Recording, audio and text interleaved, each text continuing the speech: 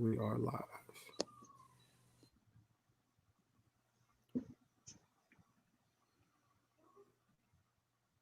The reasonable man adapts himself to the world. The unreasonable one persists in trying to adapt the world to himself. Therefore, all progress depends on the unreasonable man. It's radicals, you know what I'm saying?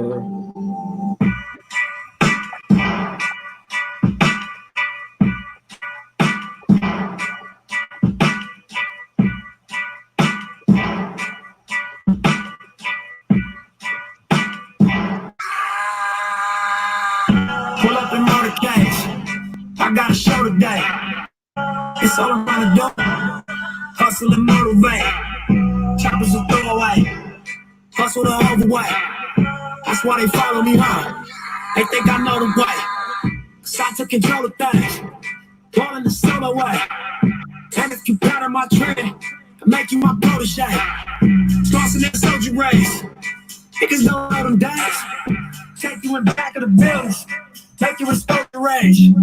Take you across the tracks. Make you explode the face. It's okay to be crazy, especially in what we're trying to do or what we're trying to accomplish.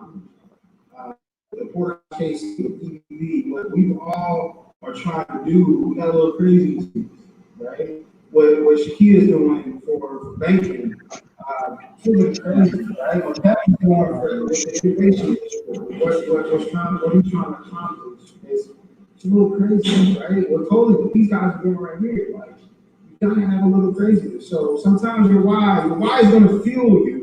But when you get on E, that craziness continues to push you along that highway, and you are running on fumes. You know? Now you official now, but you got a soul to say. I just been cooking that note. I'm about to drop in the fuel. Think if I call it the great, the people gon' call it the truth. I ain't really trip on the credit. I just paid all of my bills. Hey, what up? We are live. Can we hear? Everybody can hear? We good? Feeling good about it? Yep. Rick Usher's already tapped in. He said, "Happy Wednesday, y'all." What's up, Rick? Hey, boss. So,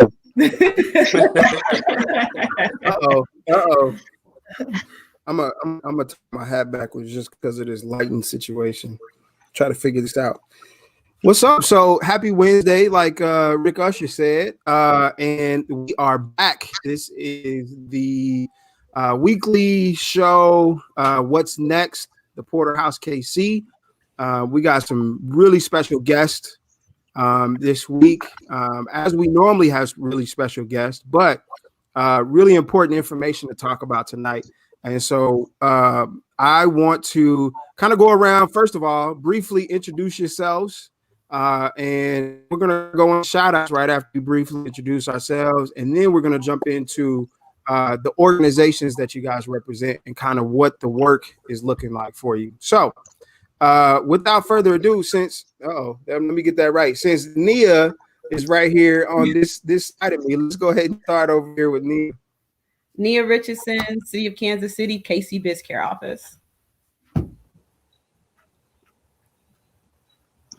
All right. Morgan, you got it. Morgan, Square One Small Business Services at Mid-Continent Public Library. Can I do my shout out now? Absolutely. Go ahead, do your shout out, Morgan. My first shout out tonight is to Duran Cooper, whose show Ultimate Game Night is so much fun that the library wants him to host like something for owners. Wow. So that's how awesome it is. Something completely disconnected was like, wow, we can't ignore that level of awesome. So that's my shout out. I love it. Hey, you know what? I had him, and I just want you to see it and prove it. You're not going to be able to see it. But I had him down as my shout out too. I just want to let you know that. That's awesome. Kim, how about you? Kim Randolph, Hardly Black Chamber of Commerce, owner of Inc. LLC. And since we're doing shout outs, I'd like to shout out to all the people that are working with us on these different committees and all of the small businesses out here that are trying to survive the corona, and to you guys for what you do. Oh, thank you. Thank you so much. Simone. Simone Curls. Shout out first. Thank you to you guys, everybody that we work with, and the Prospect Business Association. We really appreciate it, and everybody who's out here on the front lines. Thank you so much for all that you do. Awesome. Sharon, you want to round us out? Yep, Sharon Thompson, the other co-founder of the Porterhouse KC, and I would like to give a shout out to the families and the moms at home with the kids. It's a struggle up there teaching. The train service, I work for the train service, BNSF, and give a shout out to the guys on the front line, dealing with testings and stuff too, because that's big too. Absolutely. Absolutely. Dope. So I'm Dan Smith. I'm the other co-founder of the Porterhouse KC, and we're an organization that was created to help entrepreneurs in the urban core scale up from where they are. Even if you hadn't started a business before, our goal is to help you either start and create and put you in a position to be successful. And we got all kind of stuff that's coming up. So we'll talk about that later. But my shout outs, D Coop, I'm shouting him out too. Yep. Morgan, I'm taking that one too, because Ron is doing phenomenal in his space, and he's created a whole new thing. And if you haven't tapped into the Ultimate Game Night and his shows, obviously all his shows is on his Facebook page so that you can see kind of the past episodes and whatnot, but just phenomenal what he's doing. Jay Allen with 2923 Comics, he's dope. He's got his own comic book, and he's continuing to push that. Busy Benton with Casey, where you at? He's pushing the envelope. He's making sure everybody knows and staying connected. Chef Shanita, she's still showing people how to cook online. Kiana is bringing in some heavy hitters in her show that she's doing with Black Excellence. Ron and Coley with chess, keeping people in their houses. So we love that. Dean, keep pushing the envelope.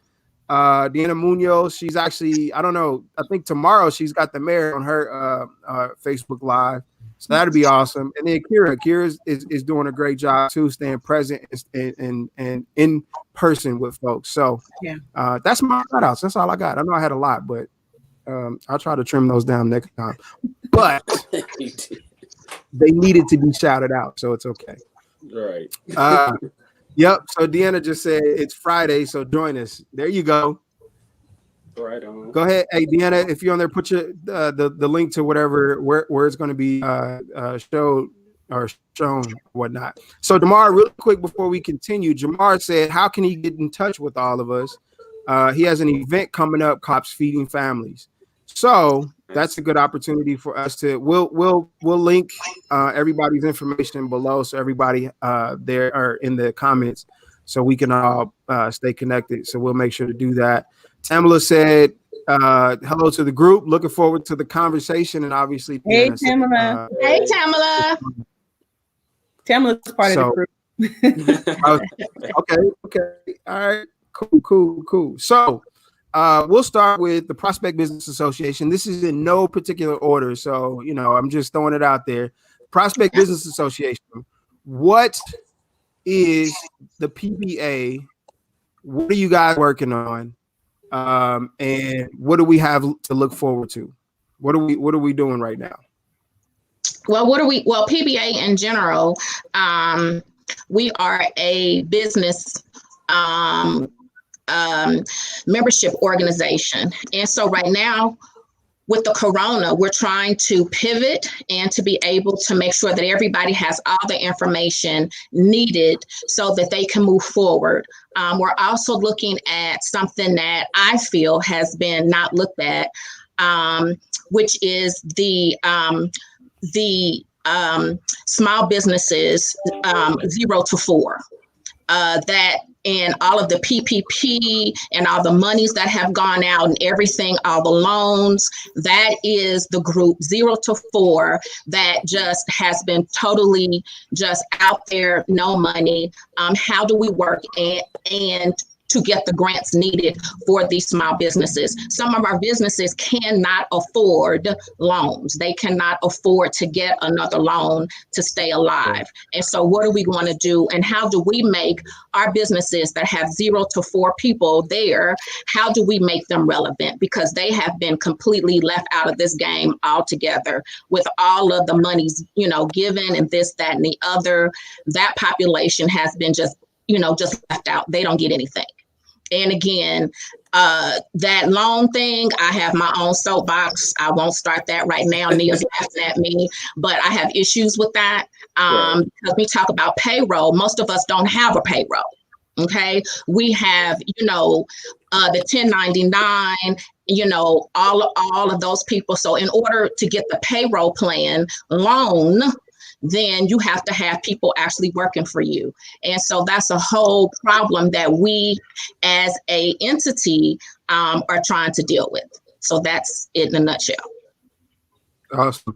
Simone, hey, you can get on your soapbox. I just want to let you know that. So don't not get on it, right? Because there's people out there that need to know the frustrations. And from your perspective and what you guys are doing, you can shed light in different ways for those folks, right? So when you get on your soapbox, it's okay, right? We can live with that. It's all good. We love it. We love it. Awesome. So okay, so now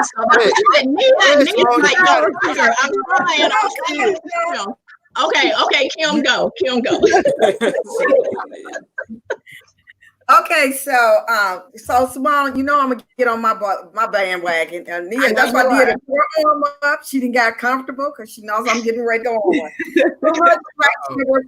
Harlem Black Chamber of Commerce is actually a regional chamber. We cover the Region 7, which is 4 states, and we call ourselves MINC, Missouri, Iowa, Nebraska, and Kansas. Our focus is to connect, promote, and grow minority businesses with a focus on Black business. So, we have enough organizations that we work on minority businesses, but our focus, the advocacy for Black business is what we do. Right now, and I do want to throw another shout out. I want to shout out to Nia specifically because Nia contacted me earlier this month, right after Corona came out, and we started talking about what are we going to do? How are we going to be relevant and make sure that the small 0 to 4 business is not left out? We know that that's a problem. They've already been left out. Someone said to me today, how are you guys feeling about us going into a recession? We've never been out of the recession, so we wouldn't know how to feel. So one of the things that I'll say that the Heartland Black Chamber is doing with the help of KC BizCare and PBA, which is wonderful, is we are starting to connect these small organizations and sharing our resources. One of the biggest problems is that we continue to be isolated and we continue to be separated. So if we're not coming together, bringing our resources together, working together, there's enough out here for every organization that's out there to have a part or a role in building our community. And our community stays at this level of non-growth because they're choosing sides. And we don't need to choose sides. We need to come together and make it all work. Our job is what we're doing at the chamber is helping these small businesses grow to capacity. So we all know that we always want the work, but we have the capacity to do the work. And most of the times our businesses, they have great skills there. And I'm going to use construction because it's usually the low hanging fruit, but it also goes for service industry. You have a plumber that is a great plumber, but he has no business I won't say sense, but understanding. So, his buying power, his banking, his bonding, the things that he actually needs to set his business up. So what we're doing at the chamber is we are working with people like PPA and KC BizCare. We want to start sending our businesses to KC BizCare to get those needed items for setting up, getting your business license, knowing the things that you have to have, and making those connections. I'm going to get off my bandwagon for a minute and let someone else get on one. It's all right. That's cool. We love it. We love it. We love it. Awesome. That's great information. I got a text message.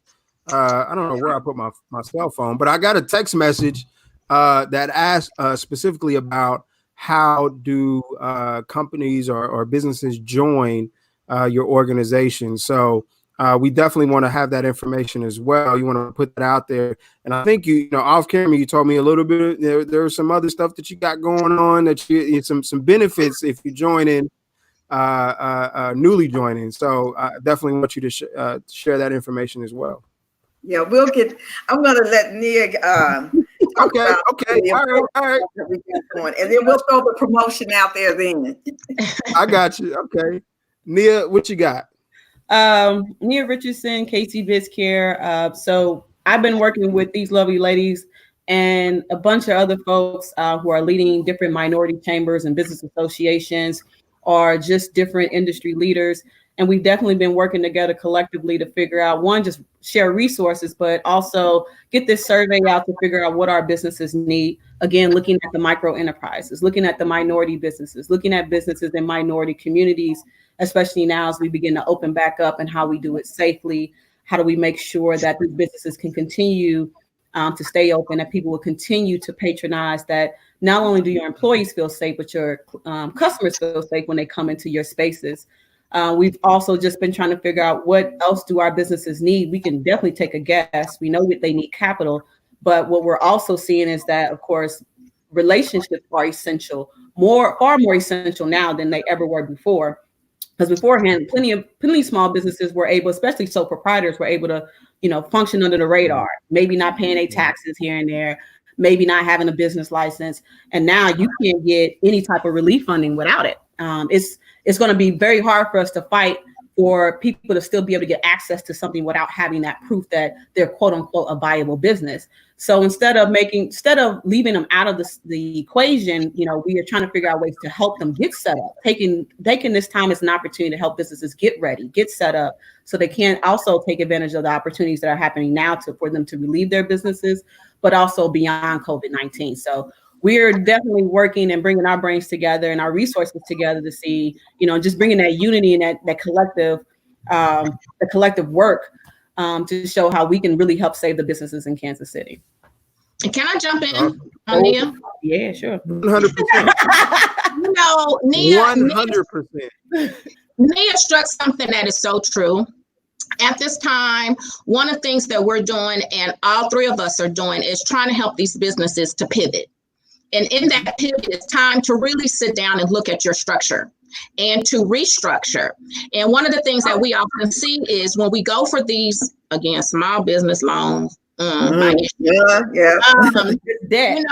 aren't prepared. As Kim, said, we aren't prepared. And so Nia touched on something that I like to talk about just a little bit. We have somebody that is a sole proprietor, 1099, you're making it happen. And now it comes times to do your taxes and you keep taking a loss. You keep taking an L. You're taking an L first year. Woo, I got over Uncle Sam, I'm doing something. You take an L the second year, the third year, the fourth year. Now you've actually grown, done some things, and you really are ready for a loan.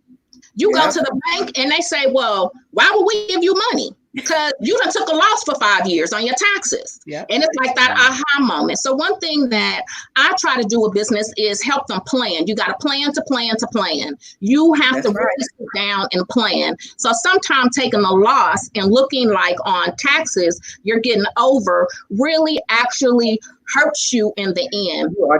They have a business that have been taking a loss. They've grown like just oh my God, done extremely awesome work. They need a line of credit. It's the difference between a loan and a line of credit. But anyway, they needed a line of credit. But again, when you pull down your taxes, they've taken a loss. I mean, just gradually. And so now they can't get anything. So how do you grow? And so that's the issue. So please, look at that, because that's very important.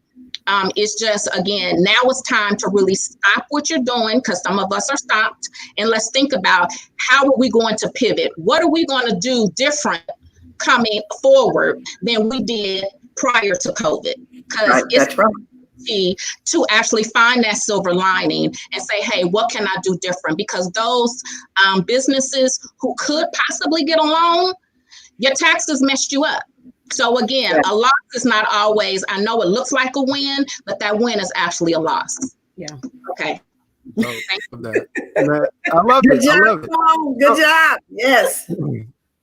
So I just, first of all, I've been giving Nia shout outs too, because Kim gave Nia a shout out. I've been giving Nia shout outs the last 3 weeks. So I don't know if Nia, you've been watching it all, but we've been shout out you in the survey and everything else. So I'm just letting you know. We threw that out there too. I appreciate it. I've been asking about the surveys. Absolutely. Look, So me and Sharon got history. Y'all don't know that. Me and Sharon went to school together. We graduated together. So we got a long history. And this is not fair, yo. I didn't said it in 100 years. We'd be sitting on Facebook Live like this and talking about small business. Couldn't have said it. I'm sorry. You're good. Right. So what are you guys seeing right now? I know everybody on here has kind of dialogued at some point in time with some small businesses that are out there that are looking, like you said, talking about pivoting and things like that. Because I know this is a part of the reason why the survey is out there in the first place, right? Like at the end of the day, everybody, when you say, what do you need? And everybody's, well, money, right? So what else are your small business owners asking for? Like, what are they looking at? Because like you said, you're helping them pivot. But what else are they looking at? What are their struggles like right now and tomorrow? Like, what is that looking for? Well, for PBA, for our members, one thing that we're looking at is, how do we reopen? Because now everybody needs what? The PPE. So I closed down just, overnight. I shut down. I haven't made any money. No money's coming in. Now, in order for me to open back up, I have to spend some money in order to open back up. So where's that money going to come from? So the PPE for me, for my 2 people that work there, maybe full-time, maybe not, and for everybody that's coming in. And so they're saying it's actually costing me more money right now to actually open up. So, that's a concern. And Nia's done a really wonderful job, and Kim and I and everybody. And the city has the website, Nia, I don't remember it, where you can actually go and to order some PPE. I do have to say that PBA was given some PPE, and so we had given that out, but you run out because people need it. So that's a huge need right now. So I know Rick Usher was on, and Nia, I don't know if you have a chance, but that website, I don't know where we can direct people to that website just in case. Because that's important too, being able to have access to it, because some folks don't even know how to access it, right? So we'll try to look for it. Okay. We got, so there, the city has its resources on its site. BizCare put up a response and resource site. That's where the survey is sitting. So just know that when you go take that survey, that site that it sits on, there's a variety of resources for you there. We have information about Lyft PPP. We have information about all caps PPP will be up very soon. EDC has their loan program. And then, of course, there's the SBA stuff. Our finance department has put up some tax guidelines, industry tax guidelines. So we're getting some up for beauty and barbers. But right now, there's like a manufacturer, restaurants, wholesale. And so I'm trying to figure out what other industries to advise them to put some guidelines out there on. But one of the bigger things that we really need to focus on right now, which my office is going to be focused on, is getting people that back office support, particularly around the accounting, and getting their taxes done, because taxes impact a lot of different things. And the city had already made some announcements about potentially having a shortfall, and that comes from tax revenue. And the last thing you want right now is the city to shut down. Because there's a lot of businesses that are dependent upon the city and have been continue to be dependent upon the city being up and running. But like I said, helping people get things in order, situated, getting their taxes together, because that deadline has been extended. Once you get that going, then you could just kind of smooth sail from there and get some more money, because I hope we can get more money out on the streets for businesses. But the site, I'll put it up in the chat, but it's the same as the one that you would go to your survey to. Awesome. I know Rick had put in there kcppe.com too. That's as one. For the PPE equipment. Yep. Yeah, as one. And then Morgan had typed in while she was sitting there. If you're a first-time grant applicant, email her with this email address right there for free session with a grant writer. Every Saturday morning they're doing grant application classes. So that is awesome, and that's free as well. And I want to shout out Morgan's shirt that says Iron District on there as well. What you think, Morgan? What you got? I am so happy tonight because you have brought me people that philosophically we are right here. When Simone said get on that soapbox, Morgan was like, do it now. And I have to fight for that soapbox. I am not kidding you. People want to talk a lot about big, fancy business. And I really feel like it's important for librarians to be there to support not fancy business. And we've got this huge resource community for small businesses in Kansas City. Like, unbelievable amounts of money and time and people invested in helping small businesses. And I look around and, hey, not nearly enough people taking advantage of it or haven't even heard of it. And then also, everybody looks just like me in the classroom.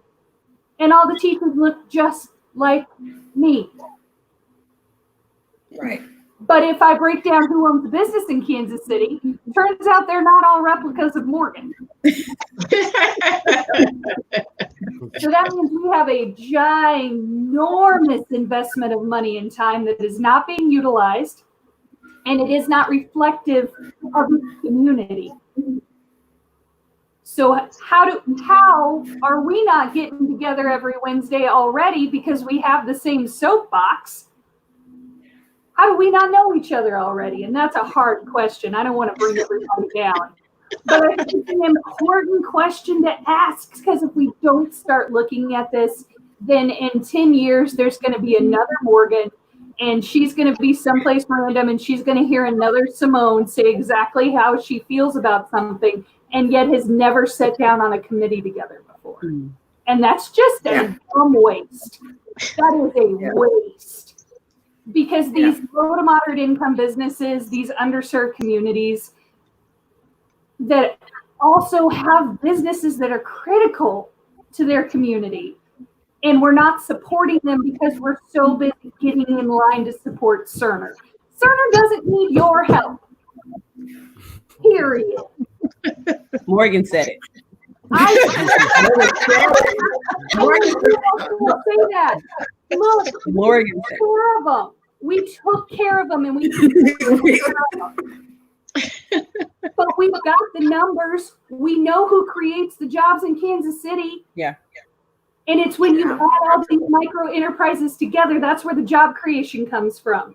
But when I look at the products that are currently being offered in Kansas City to save business, not just support it, save it. Save it, yeah. It is not for the majority of businesses in Kansas City.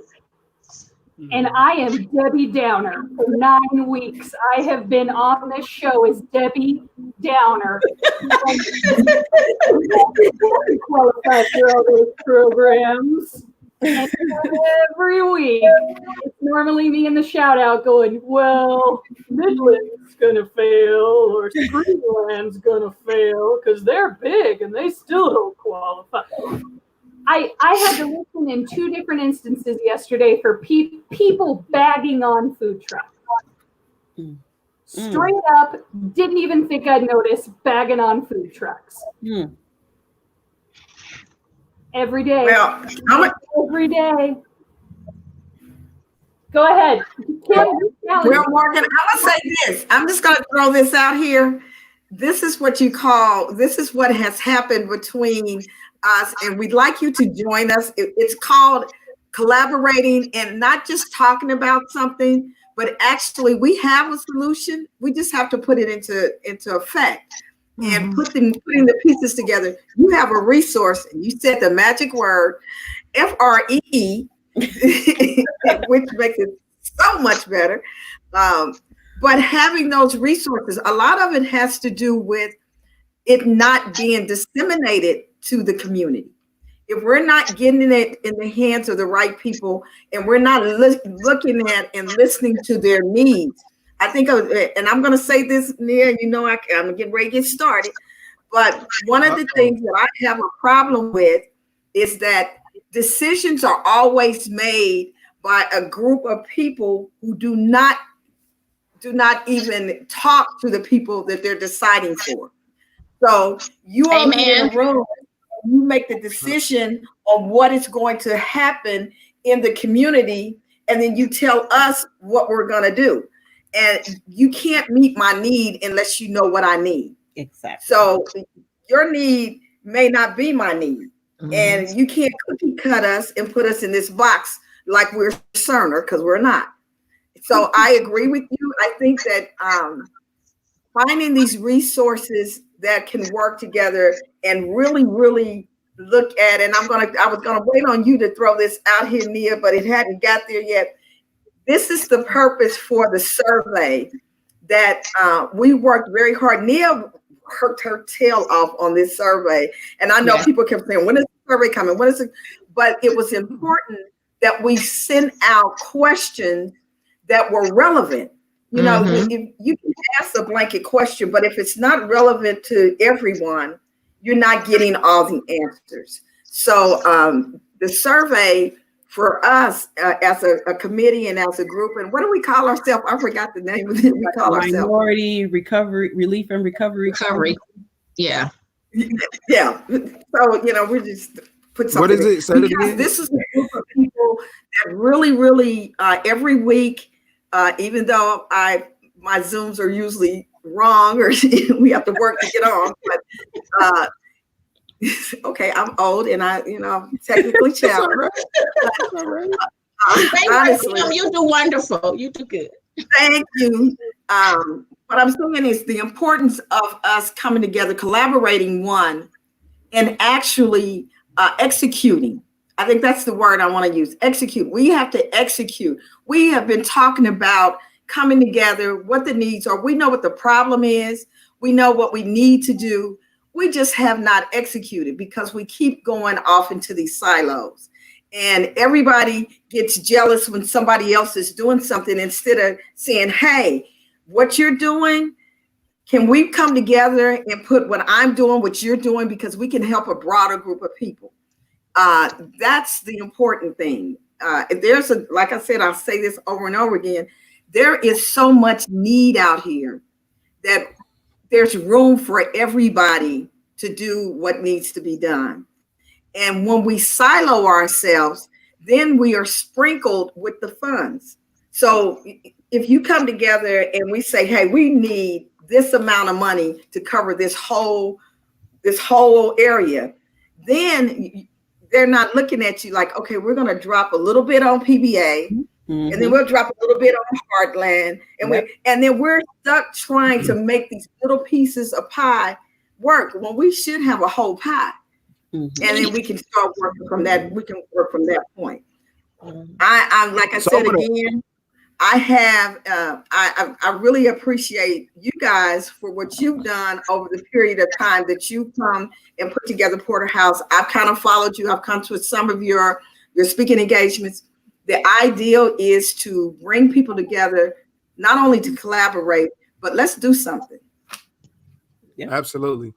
You know, a lot of it boils down to, so first of all, I want to shout out Morgan, right? But like, it's about comfortability too, right? And we talk about putting people in the right spaces at the right time and being open to share those first. I mean, before you get to a point where you want to share and really dive in together, you want to feel like you know people, right? Like they're family almost, right? And it happens like that in a lot of instances. But how do you get that? How do you build that relationship initially, right? So like Morgan came to one of our sessions just kind of randomly, right? She saw it online on Facebook or something and came to our session and loved it and start coming to more sessions, right? And so, and then we start talking, and then we start having dialogue, and we start finding some commonalities and perspectives and things like that. But if she didn't come to our session or feel comfortable enough to come to our session, or be okay being uncomfortable, regardless of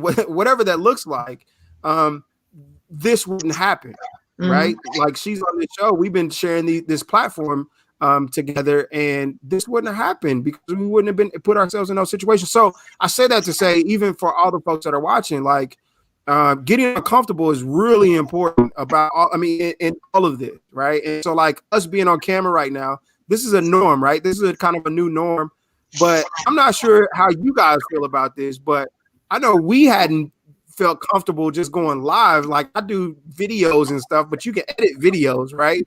Like, I don't want to not say the right thing, right? Like, I can mess up and say the wrong thing and it's out there, right? But if I'm doing a video, I can edit it and cut that part out and refilm, retape, all that stuff. So this is uncomfortable. So just, you know, be okay getting uncomfortable and living in fear and going ahead of that fear and getting beyond it. To be able to create these relationships like you guys are creating. Like Nia went in a fearless manner and said, look, we got to figure this thing out. She gave us a call too. We got to figure this thing out, right? And we want to figure it out for the right people, right? There's some folks that are getting these resources that are not necessarily the ones that actually wholeheartedly need these resources, like you're talking about the 0 to 4 folks, right?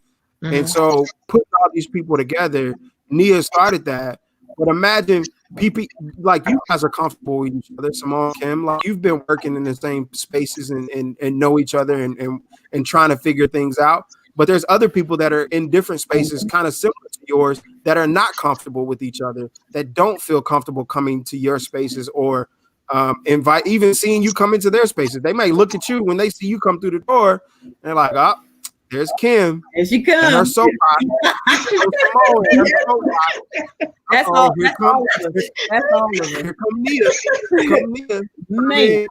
But it's okay though, right? I'm okay with that, right? We've gotten to a point where we're fine with that, because it's a greater good. It's a greater good out there, beyond what your opinion might be or whatever the case may be. So we're going to keep doing that. We're going to keep being uncomfortable and making other people uncomfortable, because that's how change happens, right? Right. Sharon, what you thinking, man? You over there quiet. What's up?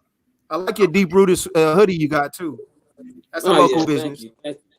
So small local business. Yeah, I'm listen, I couldn't really hear Kim, and but the conversation is needed. We need to keep supporting each other and work this thing out. Like I said, the important thing is to do the surveys for these small businesses and get it out there. I think we got to still try to share, try to keep it going, because I mean, it's important. Yeah. It's very, very important. I'm glad you guys are bringing it up. This survey is for everybody. We want to get as much data as possible. We want to get as much of your feedback as possible. We want to know what is it that you need. We want to be able to quantify that. You know, I'm learning working for the city that I can only go so far with me just saying something, but if I have the data to back it up, it's hard for someone to tell me no.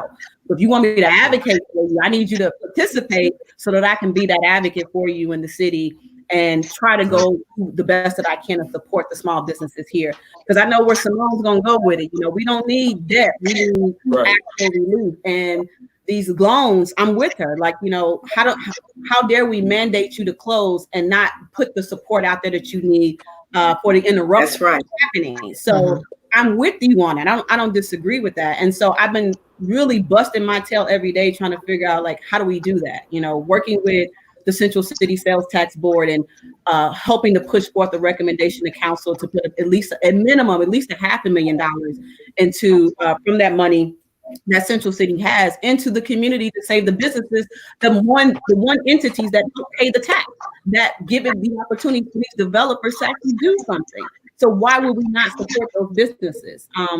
This is the community that I live in. This is the community that I grew up in. And every day I look out the door, it's just like these businesses, these micro enterprises, these are the fabrics of my community. Whether they're legal or not, they're here. They exist. Somebody's working, somebody's off the street, somebody is building something in our community, somebody is using this to help somebody else. It's the fabric of our life. What commercial was that? But again, that's who we're really trying to reach. We want to see the businesses in the community, the ones that are not being touched by a lot of our organizations. We want to get to know you. This is a way for us to extend our hand to you. What do you need? How can I help you? And how do I keep you alive? And so anybody, if you have a business, I don't care if it's just your side hustle, because the side hustle can be a full enterprise one day. Please fill out the survey. We want to know. And I understand, I get gripes and moans from certain people out of our group about how long it is. Well, I'm not here to just ask you questions and say, okay, hey, we put a survey out. Yay, businesses are suffering. No, I'm asking you questions because I actually want to solve a problem. I actually want to find solutions for you. And I can't do that by saying, hey, how you doing? I need more. Tell me about you. What do you need? What would have been your barriers? What did you attempt to try? We have a lot of questions about the capital and how people are obtaining that capital, whether they've been denied or approved, and what for, why, who did you work with? I want to see who's trusted in the community, who's actually helping people in our community. I want to know if you have access to the equipment. Shout out to Joey Cuts. I did a PSA with him. That's how I got a haircut. Boy, Lord knows. PSA, and I was like, hey, so you do need somebody to demonstrate with, right? Like, you've never cut my hair before. Let's make it happen. So we did a quick PSA. It's getting edited right now, but I saw the draft of it, and it's really, really dope. And all it's about is we took the guidelines that the mayor put out for the 10-10-10, and we applied them, and we just showed barbers how to cut open safely, what to have around, how to prepare for it. But just doing that process, we were talking about, like, what do you need? Man, he's gonna need gloves. They're gonna need the strips. They might need to get, the disposable aprons that they put around people. So imagine that every single person I'm seeing, I'm ripping things off. And so haircuts might get a little bit more expensive because I'm trying to keep you safe.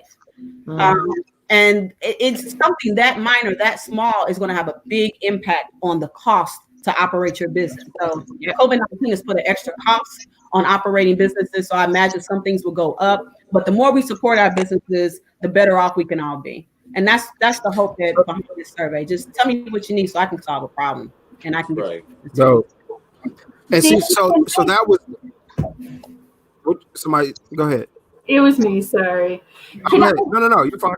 Just add a little bit to what Nia said. This survey is multi-layered. Yes. Yes. Because you heard her give you a couple of reasons why it's really important to do this, but Nia is just not just somebody that works in city government. Nia is the person with her committee right now that is telling you that they're going to make people who make decisions see you. Yes. Because the people who absolutely programs that don't work for you, guys, they don't know you exist. Like, it literally is not a part of their life to interact with a business that's a 0 to 4. They don't know you're around. They don't know you're the majority of business. They don't know that you are 74% of the businesses in Kansas City. You are the majority of how we do business, and they don't know you exist. Yeah. Right. And the other thing, I'm going to bite off FUBU. Yes, Morgan, that was great. I'm going to bite off a FUBU. This survey is for us, by us. Right. Okay, this survey is for us, by us. And so I hear people complaining and nobody takes into consideration this. This is your time. If you want to complain, you sit at that survey and say what you have to say. Right. One of the things that when Nia, again, hats off to Nia, this is her baby. She has done a phenomenal job. And so one thing is there are boxes that are open. So you could sit and type you a whole encyclopedia set of issues. This is your time to say what you have to say. And so we highly ask you, please take the time and fill out the survey. This is for us, by us. Nobody in the back room did something and we took it and said, oh, okay, this was a thought process of questions that we thought about, Nia thought about. And so these are crafted questions that came out of her head. Kim had input, I had input, other people in the group had input. And so please, this is not somebody doing some survey in a back room somewhere. This is for us, by us. Other thing is that micro enterprises, according to the Association for Enterprise Opportunity, micro enterprises, they provide 30 million jobs across the United States. Think about that. Yes. 30 million jobs. So as we talk about building a healthy community and we talk about the urban core, a lot of people working in the urban core, they work at these jobs. Yeah, that's right. Businesses don't get the resources and supports that they need to stay open and to pivot. If we already had issues with the urban core and jobs and money and all of those issues, crime, before COVID-19, if we don't figure this out, then we're going to really have issues moving forward. Yep. And yes, we can just keep saying, we got issues, we need help. Unfortunately, in order for people to kind of listen, we have to come with the statistics and the stats and the numbers and say, hey, here's what people said. This isn't just Nia, saying, hey, I think it's 50%. We're helping her. So everybody help her, help us by actually filling out the survey so she can get the numbers and the information to be able to advocate for us. You know what? You made me think about some. Shout out to Mayor Lucas. Mayor Lucas just this week put a letter out to the county. I don't know if many of you are aware, the city was just short of population to apply for CARES Act, and the county did. County, I believe, was awarded, I don't know how much, but a good amount of money. And the mayor put his request in. About $18 million he was looking to dedicate towards small businesses and technical assistance. I think about $13 million to go for EDC to provide grants for small businesses, for interruptions and things of that sort. And then he put about $3.5 million for BizCare to help us do what we are planning to do, to provide some recovery and some response to some technical assistance. And we're looking at how do we leverage this time, this plan to not only supply recovery for our small businesses, but for our organizations. Each of these ladies represent an organization that was already out there trying to help small businesses, particularly our micro enterprises, in our urban core communities, in our minority communities. And so we are looking at ways to support them as well. And how do we help get them the equipment that they need to provide the technical assistance and the support to the businesses? How do we help make their organization stronger and help them be better advocates or more of an advocate for the businesses that they represent? How can I open the door at the city for them to come in and advocate on behalf of those businesses? That's my job. And that's what I'm hoping we can also get out of this as well. It's not just about the businesses, it's about the organizations as well that support the businesses. We got to keep them alive as well. Right. So I'm really glad that you guys. Go ahead, Kim. I'm sorry.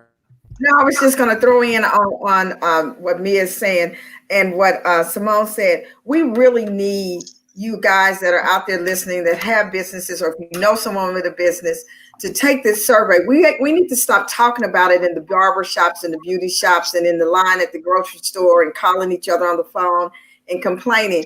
If we really want to be heard, this survey, as Simone indicated, is for you, by you. We did this, or by you, for you. We did this by us, sitting down, looking at what your needs are, hearing what you keep calling us saying.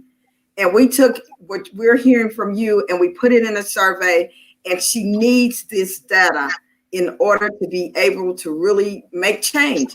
And like Simone says, if we don't do something now, we're going to be in a lot worse shape than we ever thought we could be in.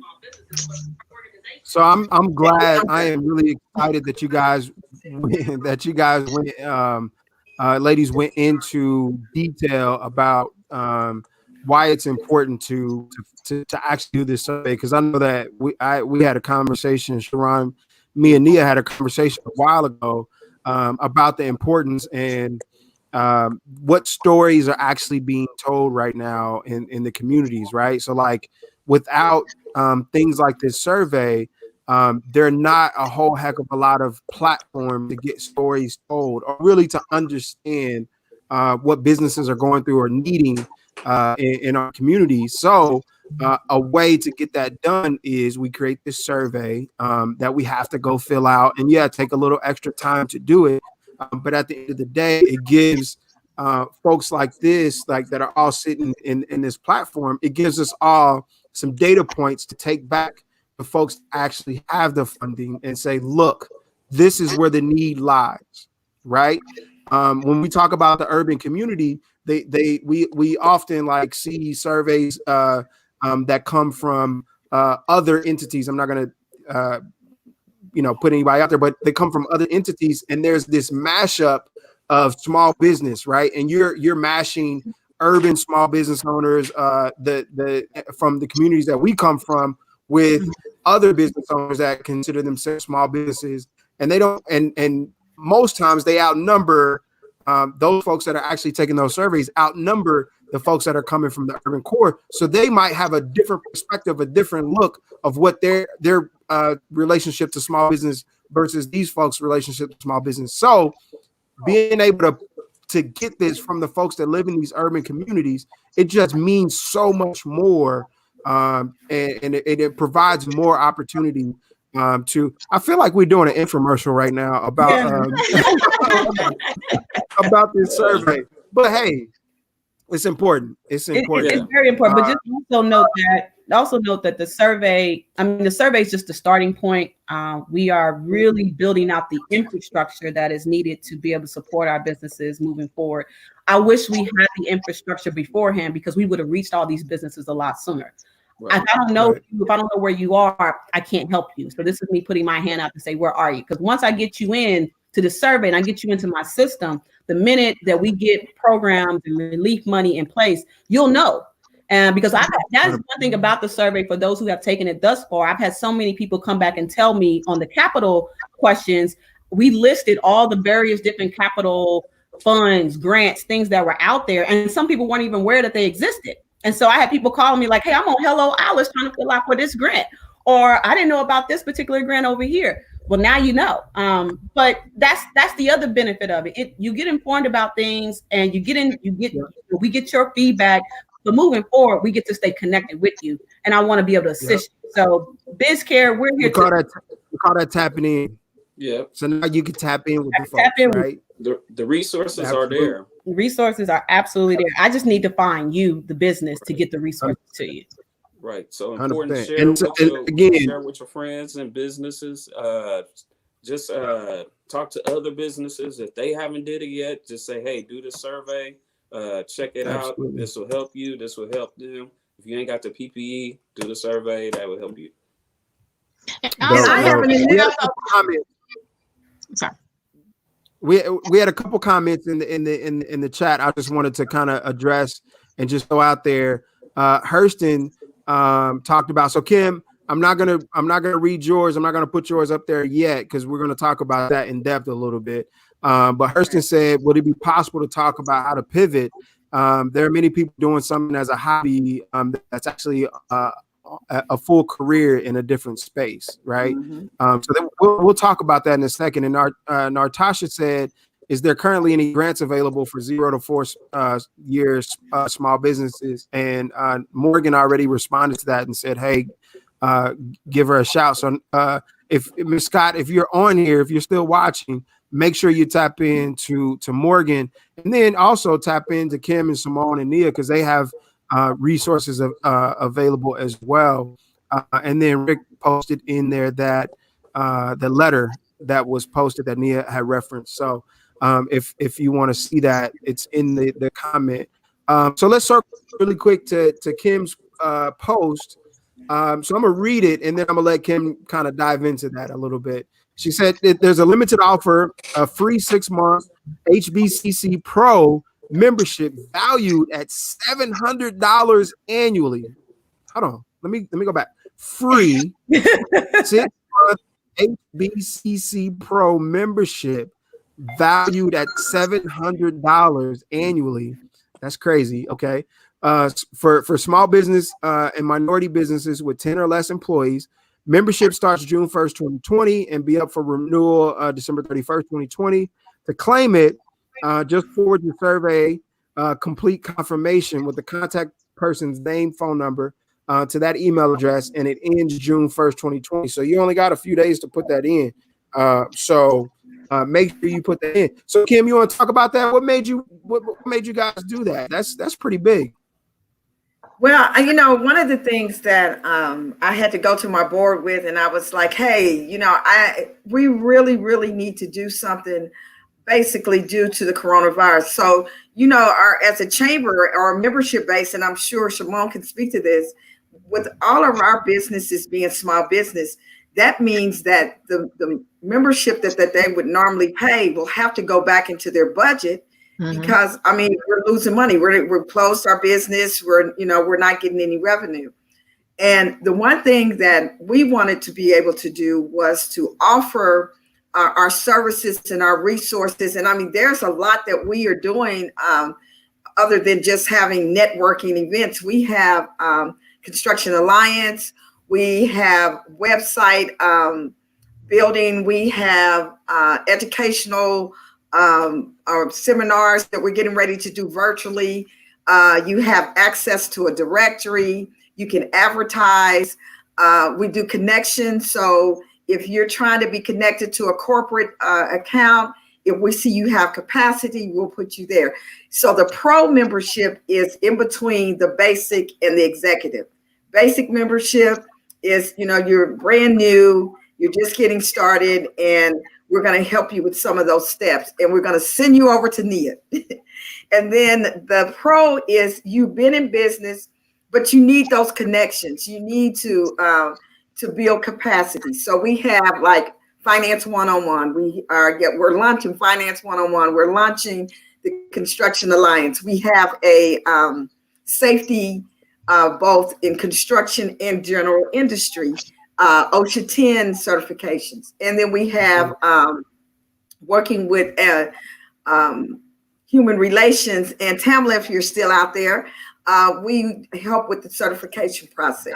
All that is part of your membership package. The reason we decided to do that was understanding that, to Simone's point, everything else that they do now is going to cost them debt. And we wanted to be able to offer them something that was debt-free, but also give them an incentive to have their voices heard. We can't do this without you. So the board was in complete. When I went to them, I thought, okay, here I am going to tell them we're not going to get any money, but let's do this. And actually, they were very receptive behind it. So kudos to my board. I want to say shout out to the Heartland Black Chamber Board. You guys are amazing. And just saying that, if we don't start giving something to the community, shame on us. So I can go out there and say, we want you to give to the community. But if I'm not doing the same thing, it's like, wow, who am I? It was really about also providing some incentive for people to take a survey that we knew wasn't a 5-minute survey, that was definitely going to take some time. Again, just also note that when you go in and take the survey, it's going to ask for your email. The reason it does that is so you can go in and out of the survey. So if you want to get started and come back to it because you may need to go find some information, or you might need to take a break and catch the kid, you can do that. So that's why it prompts and asks you for your email address, so you can always come back to it.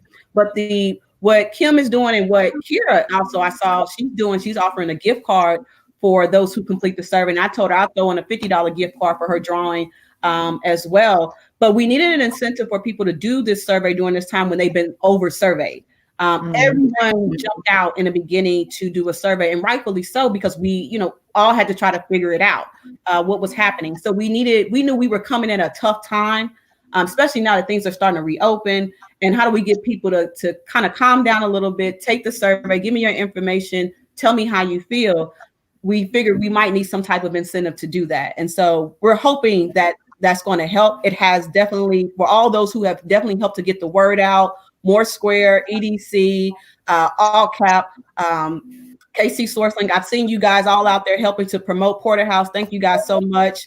All the organizations that are part of the group, that is making a difference. And we see when you're putting stuff out, we see the spikes in the surveys. As of right now, we have about 181 surveys that we've got, and we would love to get a lot more, so that when this survey is going to be open for a while, but I want to be able to pull the data and start reporting out and start giving your voices to our mayor, our politicians. I've had a lot of people ask me about the survey and if they can get that data, because they want to see what you're saying and see what you need to know if they're doing the right thing. So just know that it's just not going to be something that's just going to be posted on our website and say, hey, we got some data. No, we're going to run this to everybody and try to get some solutions for you. So really quick, we've had a couple of folks asked to get the survey posted. So if Rick, if you're still watching, can you post that on there, or Nia or somebody just post that in there? And we appreciate you guys. I know it's crazy. We talking about the survey, and everybody's like, well, where is the survey? Can I get the survey? Let's get it done. That's nothing. I posted it. There you go. So we'll post it in here. There you go. So Nia just posted it in there, so you guys can go there after the show or during the show, split screen, do what you got to do, and fill that out.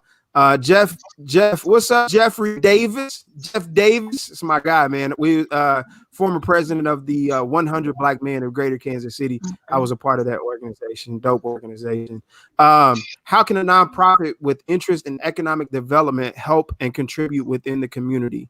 So that's a great question. Anybody want to take that? I will. Go ahead. One of the PBA's tagline is actually building a healthy community. And so what we've done is we've partnered with our PBA members, such as City Gear, and that's a clothing store. So what we've done is partner with those entities that would like to help with the community. Prior to COVID-19, and we're again pivoting, trying to figure this out now, City Gear was actually very active, and we had a plan for them to do the back to school clothes for everybody, here, clothes and shoes and the shots and all of that. They had planned with us a big, summer festival, food giveaways and all of that. And so there are the opportunity is there to partner because one of my soapboxes is, even though we're businesses, we have to realize that the neighborhood and the community is essential for the businesses to thrive. So we have to give back, and we have to be a part of that. And so that's one thing that we do here. I know Kim does some things as well.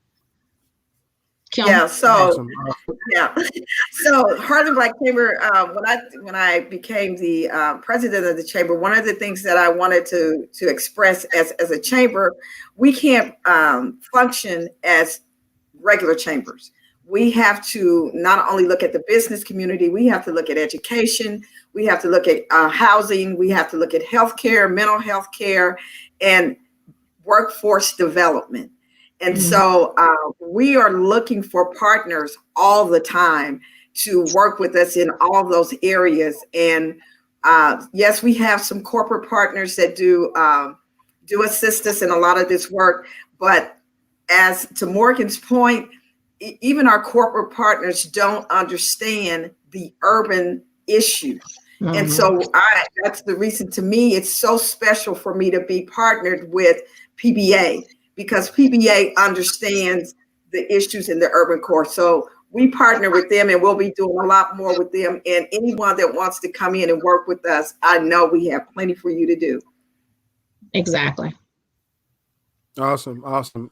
Great information. So I do have a question, Simone, and Kim. So Simone, do you have to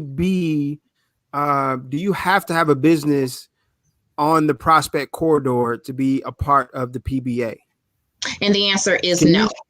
You could be a business that is interested. We actually have people that are just concerned citizens within the community. And so we have businesses, believe it or not, that are in Kansas, the Leawood area. We have businesses all over the city. But they all know that our focus is the urban core. So we support any business, but that is our focus. But yes, we have businesses from all over. Awesome. Thank you. Appreciate that. Yep. So we've talked the survey. We talked about our organizations. Mm-hmm.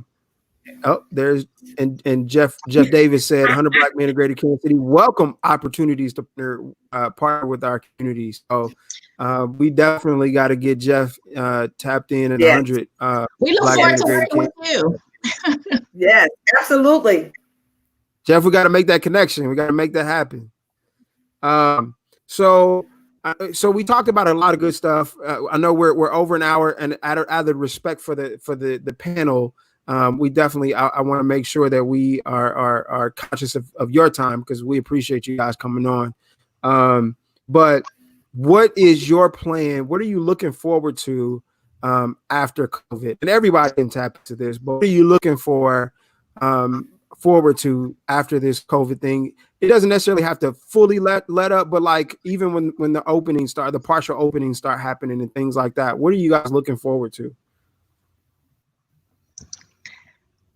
Oh, wow. That's a little question. Hey, I'm going to be honest. I'm looking forward to, again, when COVID is, everybody's good. I want to see, like, I miss seeing Nia. Like, I miss seeing people's actual faces. I know that sounds very trivial, but I actually miss the one-on-one, actually seeing people and that camaraderie. Because I think part of building your business is actually getting out there and getting to know people. That was something that I am originally from Kansas City, Missouri. I've lived in Los Angeles for 20 years and I've come back. And that's something going away that I actually had to learn to do. You can't have a business if you don't meet people, if you're not out there talking and figuring out. And because the support and the resources is, so very needed. So just something as simple as just actually being able to actually see people again and to actually build those relationships that are so vital to the success of any business. So I know that sounds very like trivial, but I think it's very important. Yeah. I want to see you too. I do want to see everybody, but so I'm the old lady in the crowd and I'm getting ready to show my age. Good gracious. So, I look at historically, if you look at historically, when we look at civil rights and we look at different transitioning periods of time, when our people have gone through transitions, there's kind of like the economy, there's a crash and boom. Mm-hmm. This is our time right now. We've been in a valley for so long that we've become valley susceptible. We are immune to the valley, and we're used to it. However, this is a time right now where I see more of us as organizations coming together to really focus on growth. And I'm looking forward to seeing us really come out of this and continue the movement and see how long the movement will go on, and hopefully into the next generation where, we are preparing for the crash. Because I think right now, that's what this corona has done for us as a culture. It's causing us to have a upward trajectory in the slope. We're going up because we're working together. We're trying to find ways, and we are, as a people, survivors. So our survival instincts have kicked in, and we have gotten over some of those fears of working with one another and being uncomfortable around one another. So opening the doors. And I'm just looking forward to seeing, you know, we're all saying we want to work together. Let's see us do this beyond pandemic. And I want to throw something in that Kim said that I want everybody to know is, yes, it appears to be a downturn, but somebody's making money. Don't get it twisted. Don't get it twisted. So I need people to really understand that if you go back in history and really look when people made money, they made money when the stock market crashed. They made money when, you know, when the Katrina hit. It's people that made money off of that. So I need us to change our thinking. And I know it hurts right now, but this pain is temporary. Like all pain is temporary. It's temporary right now. So I need everybody to kind of refocus and rethink.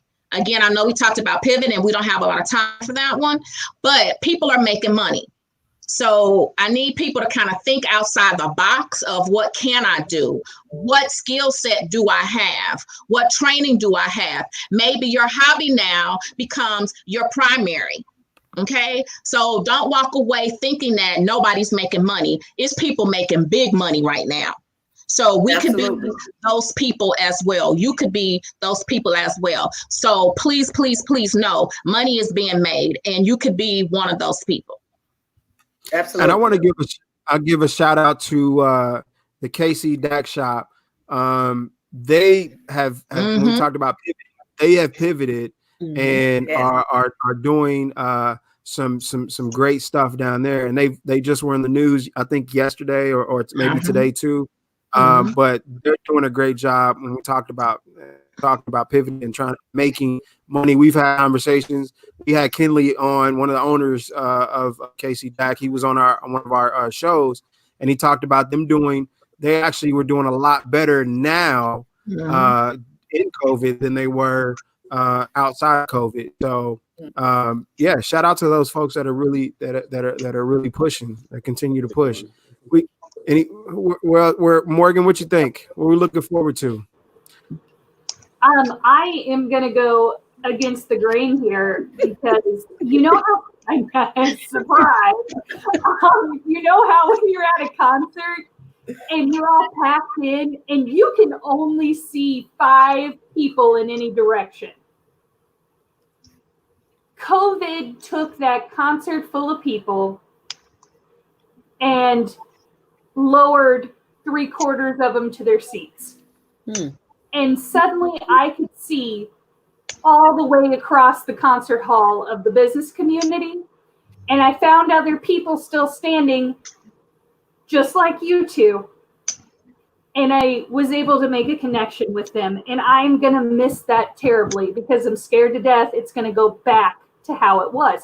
And I've met a whole new group of partners in this that I am connecting with, that I'm working with. I've got this series going on in Spanish right now, and that I literally could not pay money to get somebody to help me with that series before COVID. And then suddenly 3/4 of the world sat down and I was able to see the other action-oriented people. And I am going to miss it terribly because it was so easy to reach out and get a hold of somebody. It was so much easier because everybody else, and I'm not knocking needing to take a mental health day or a mental health 2 weeks. I'm not knocking that at all. But when you are as action driven as I am, it was so much easier to find my people. Yeah. Absolutely. What you think, Nia? You look like you agree. You're agreeing with Morgan. Oh yeah, absolutely. I'm seeing a lot more people, meeting a lot more people, connecting people. This has definitely brought a lot of us closer together and given us a reason to really work towards the same goal. Like COVID-19 gave us a reason to work together. We all have a common or the same goal right now. What I hope from this is that, our businesses stay alive. I hope my community doesn't gentrify. I hope that, the businesses that are starting now, I got a report in earlier today that last month, there was maybe just a little under 100 new business licenses that were issued. On average, we see about 100, 200, sometimes over 300 new business licenses every month. And to still see it coming in almost the same manner, what that's telling me is that people are pivoting. People are taking that hobby and that dream and turning it into a reality. Now is the time. Yeah. I'm hopeful who the next big entrepreneur out of Kansas City is going to be. I'm hopeful for who the next person, who's going to be the next Ali Gates to have a company and have development and be a builder in your community. I'm very hopeful for that. And I hope I still have a job. I'm not a person that goes very lightly. You know, when I'm very passionate about something, I definitely have to make it known. I know I'm a short person, you know, in the room. So, you know, I have to speak a little bit louder. I got Napoleon syndrome. Just something I picked up over the years. But regardless of how my job turns out, I hope that whatever it is, we've made a difference, and we made a good difference, and that the group that I'm working with through the BizCare office with human relations and all the chambers and associations, I hope that we continue to work together after this and help these businesses and make Kansas City. I think we can make Kansas City the most entrepreneurial city in America, and it's not going to happen without us. Yeah. Dope. Yeah. What do you think, Sharon? Well, first of all, I'd like to thank the 2020 graduates. Congratulations. I'm sorry that it had to go down like this with the COVID-19, but congratulations. Yeah. It was actually Nia and I's anniversary for our class reunion, 20 years from Lincoln College Prep. So hey, congratulations, Nia, Wow. 20 years. Yeah. Yay. Yeah, the pivot is very important as a small business. I hope you done your research or even get certified. It's classes out there you can take online, work on your business. Yeah, actually, I've been working on, taking classes again too. So just do research, read books, and that's all I got. Dope. This is the time to be innovative, right? Like we talked about this a few episodes ago, I don't want to do that, right? Episodes. We a few episodes ago we had but we talked about this being the time to really be innovative and really change the game. We talked to Hurston about VR, virtual reality, and AR, augmented reality, and what that really looks like. How can small business owners tap into that technology? Who's out there to have that conversation? I know Hurston is one of those folks to have that conversation.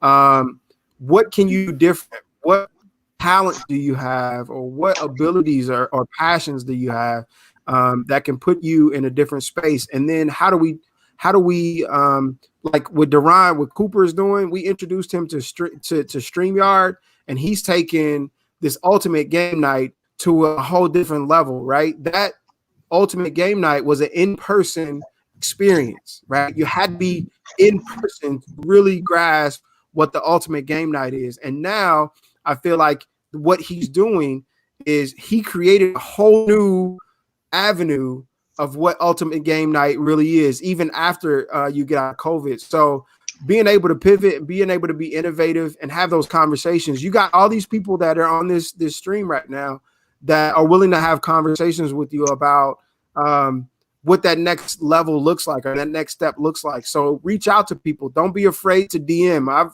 We get DMs all the time and have conversations all the time with people that we've never met a day in our lives, but be okay with shooting your shot. I call it shooting your shot. We had Mike Muse on. He's a national radio guy. We had him on, and I DM'd him, and he joined us, and he never does this, right? And he's in New York and all this other stuff. We shot our shot. He came on our show, right? Had a really great, insightful conversation. Shoot your shot. Be innovative. Let's do something together. What do we have? Any last thoughts or anything like that? I would like to say shout out to my boss, Rick Usher. He pointed out that BizCare was created during the recession, I believe back in 2009, and it survived and it will continue to survive. And, I appreciate him hiring me to help take it to the next level. So definitely shout out to Rick Usher over at the City of Kansas City. Dope. Hey, I want to throw out here. I know Rick will be happy that I said this. You guys, we really need you, not only for the survey, but we definitely need to make sure we're getting the word out about the 2020 census. Yes, I'm on Rick's committee. Rick, that's what I'm doing my due diligence. Kim's trying to get kudo points. That's all that is. Thanks, Dan. Right. But no, right. seriously, if you can get the word out about the 2020 census, especially in the fourth, third, and fifth district. Our meeting yesterday found that it is these are the underreported districts, and they really need to understand how important it is that we get counted. No, that's great. Great information. What else? Parting thoughts. Look, I think at the end of the day, again, I'm a statistical person. I think the 2012 stats said that actually African American women were the number one. They were leading and actually creating micro enterprises. That's that 0 to 4. We are leading this. My Black folks, all of you, everybody, women, let's do this. I know things look down right now, but if you have something you want to do, have an idea, things aren't going, let's get creative. Let's think outside the box. Let's pivot. We got this. Let us not be the people that we always kind of after the fact, we behind the 8 ball. When something comes out, it's like, oh, well, where'd that come from? Let's get ahead of this thing. Let's plan. Let's get some stuff into action and let's go make it happen. That's it. Oh, I love it. It's a call to action right there. A call to action. Mm-hmm. What do you think, Morgan? I saw you took yourself off mute, so I know you got something. In so many of these conversations, because of the problematic solutions offered to us as the things that are going to really help us out and not helping out the majority of people, when you vote, you choose who makes those decisions. And when you decide not to vote, you have decided not to be seen. And believe me, I was that crazy girl wearing flip-flops on the college campus in a poli-sci class going, oh, conscientious. No, that's not how that works. How I thought it works is not how it works. So the people that the SBA report to, and the reason that those programs don't work for you is because the elected officials don't know you exist. So when they came up with those programs, there was nobody at that table who sees you. So vote and make a good decision. And if you don't know what a good decision is, call a friend. Just call Mia. Call me. Call a friend. Facebook message someone. This is critical because it doesn't matter how much we decide and we take action on, the action has to come at a national level too. You got to have all the plates spinning to really get ahead. So that means 100%. Even if we want to take care of our neighborhood, we also have to make sure we're taking care of it at a national level. So please, please, please, everything we're talking about all relates back to voting too. Yes, it does. Awesome. Neil, what you think? I said Simone? I just did that. You see, I faked it. I faked you out. Right? Yep, you said it, Sharon. So my thing is continue to wash your hands. I'm not a professional. Wear your mask still when you go in public. Yes. The important thing is wash your hands. I'd like to thank Nia, Simone, Kim for coming on the show. Thank you. Thank you. Yeah, it's very important that you guys do the survey and spread it. I'm gonna say that. I'm gonna keep on saying it. I'm gonna even post it. So important. But thank you guys. Thank you. Thank you. Yeah. We appreciate you all taking your time from joining us. We also want to so Jeff Davis just left his email address down there. So we got Jeff Davis tapped in with 100. So get his contact information. It is in the comments. I want to thank our viewers, Rick Usher, Jeff, Natasha, D Moore, D.A. If you guys don't know D and her creative abilities, y'all need to tap in with D. She's like crazy creative. So tap in with her. We had Denitra, we had a bunch of people, Hurston, all kind of folks tapped in.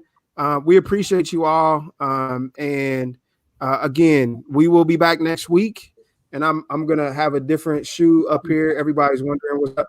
Hey, this is in honor of the last dance, Michael Jordan. The last dance, the last episode was Sunday, so I had to represent MJ up here. So there we go. So until next week, put this video back on. Let's see if we can do that. Thank you. Thank you, guys. Thank you, everyone. Thank you. There we go. Cool. The reasonable man adapts himself to the world. The unreasonable one persists in trying to adapt the world to himself. Therefore, all progress depends on the unreasonable man. It's radicals, you know what I'm saying?